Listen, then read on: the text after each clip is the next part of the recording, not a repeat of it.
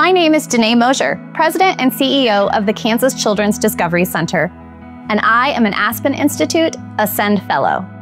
My big idea is to rethink how we provide care and support for children who are impacted by parental incarceration. The one thing that we can do to help mitigate those adverse childhood experiences is to offer high-quality contact visits with their parents. They spend all day playing, learning, experiencing joy and bonding by being together.